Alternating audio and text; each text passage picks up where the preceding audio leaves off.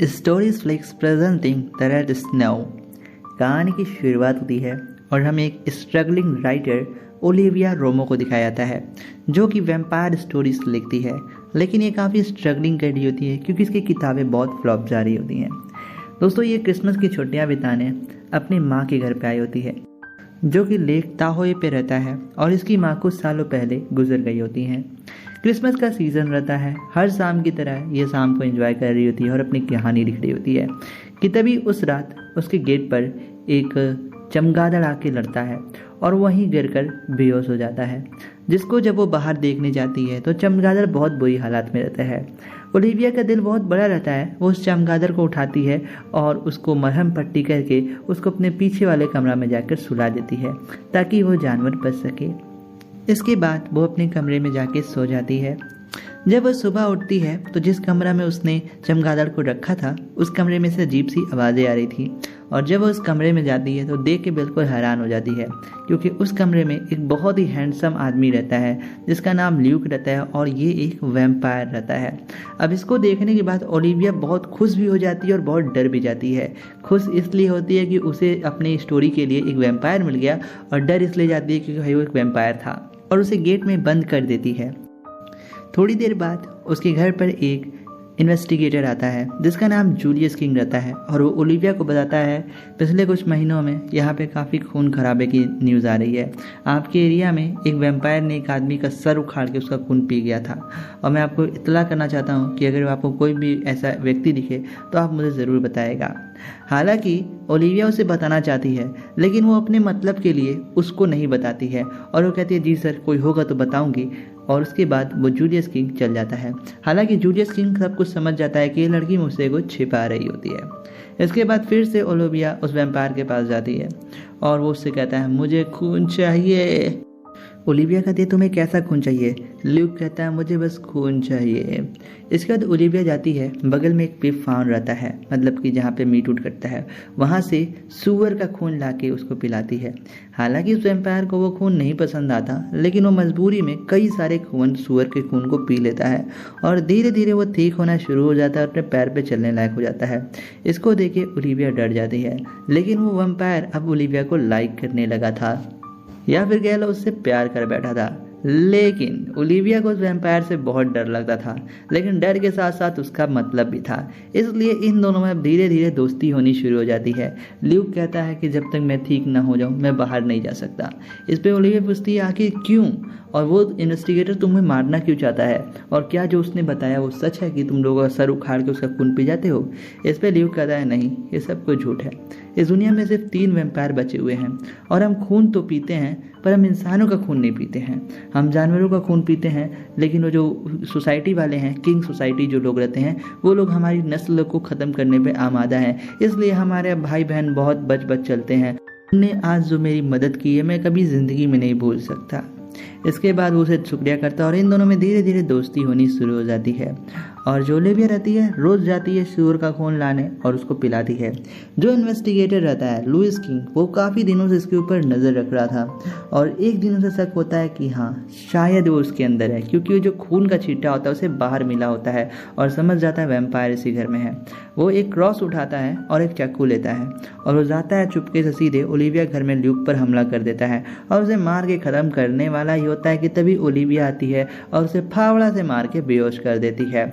कि ओलिविया का इंटेंशन उसे मारने का नहीं था, इसलिए वो कमरा बंद कर देती है। लेकिन जब वो दोबारा से आती है तो वो क्या देखती है कि जो ल्यूक था वो उसकी गर्दन पे वार करके उसका खून पी रहा होता है, जिसको देख के ओलिविया बहुत डर जाती है। ल्यूक समझाता है कि ये मैंने सेल्फ डिफेंस में किया है, तुम मुझसे डरो मत। इस पे ओलिविया कहती है तुम जानवर हो, क्या पता कल तुम्हारे साथ भी ऐसा कर सकते हो। ल्यूक कहता है नहीं, उसने मेरे भाई बहनों को मारा है, इसलिए मैंने उससे अपना बदला लिया है, प्लीज़ इसमें मेरी कोई गलती नहीं है। ओलिविया कहती है मैं कैसे मान लूँ।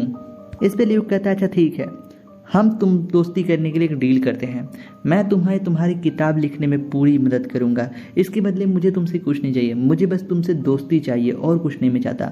इसके बाद एक किताब के सहारे इन दोनों की दोस्ती एक बार फिर से हो जाती है और ल्यूक उसे बहुत सी जानकारी देता है जो कि इसकी किताब के लिए ज़रूरी होती है।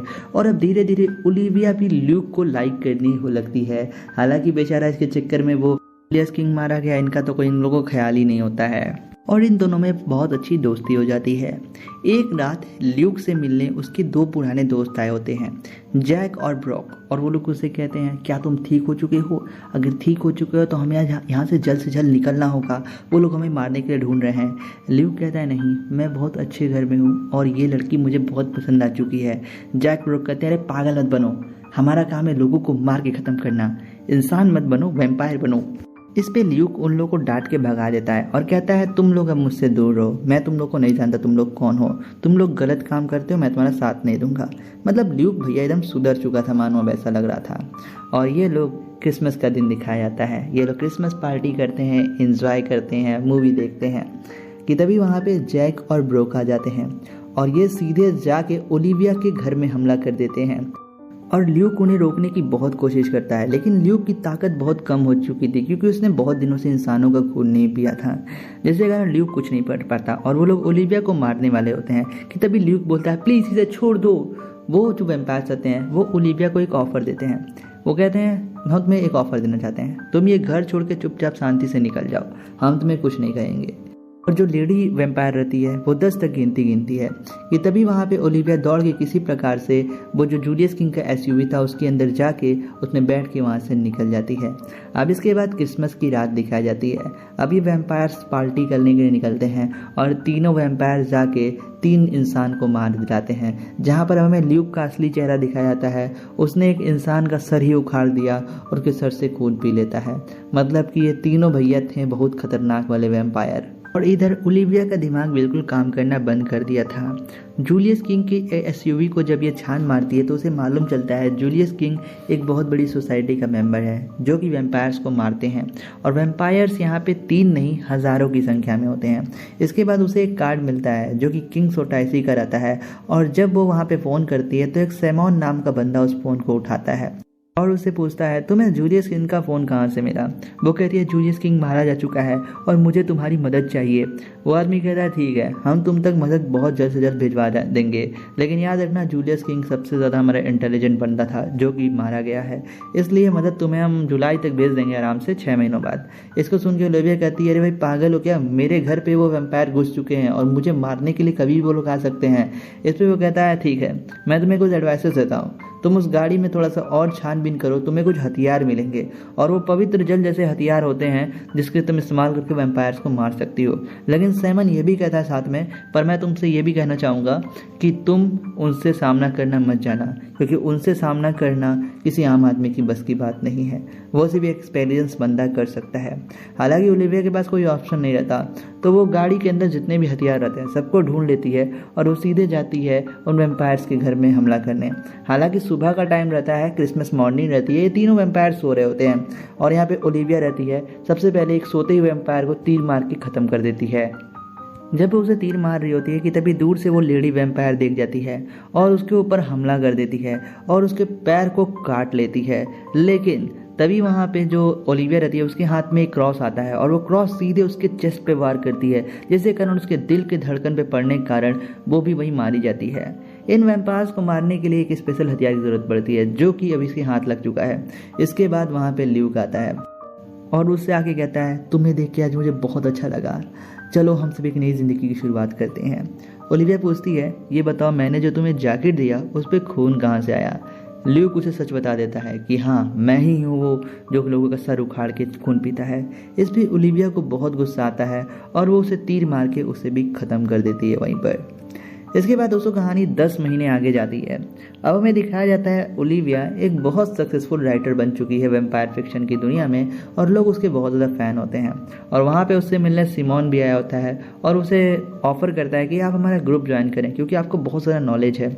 इस पर वो रिजेक्ट कर देती है और उसे अपना ऑटोग्राफ देती है। अब इसके बाद ओलिविया घर पर जाती है और यहाँ पर जो सीन दिखाया जाता है वो काफ़ी शॉकिंग रहता है। ओलिविया ने ल्यूक को बांधा हुआ होता है और अब आप सोच रहे होगे ओलिविया ने ल्यूक को क्यों बांधा हुआ है। दरअसल ल्यूक को वो हर रोज़ खून पिलाती है और वो खून के बदले ल्यूक से नॉलेज लेती है जिसको वो अपने नई किताबों में नॉलेज के रूप में पब्लिश करती है, जिसके कारण उसे फेम मिलता है। तो कुल मिला के ज्ञान के बदले वो उसे खून देती है और खून वो जानवरों का होता है और उसे बिल्कुल जानवर की तरह रखी होती है ल्यूक को। और इसी के साथ ये मूवी ख़त्म हो जाती है। Red snow. आपको ये कहानी कैसी लगी कमेंट बॉक्स में ज़रूर बताएं और भी ऐसे इंटरेस्टिंग मूवीज़ स्टोरीज़ को सुनने के लिए सब्सक्राइब करिएगा हमारा चैनल स्टोरीज फ्लिक्स को। मिलेंगे नेक्स्ट वीडियो में। Thanks for watching.